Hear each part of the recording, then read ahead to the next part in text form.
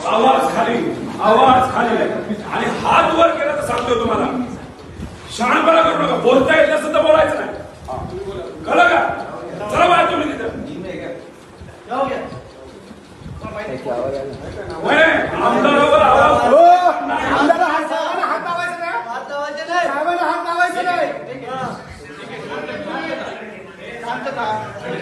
पोलिसांना सहकार्य केलं, पोलिसांनी नीट वागायचं. गोखले साहेब नीट वागलं पाहिजे, नीट बोललं पाहिजे ना. साहेबांना हात लावायचं नाही असं वाटतं काय? आपण एक लोकप्रतिनिधीबरोबर कसं बोलतो हे तर कळायला पाहिजे.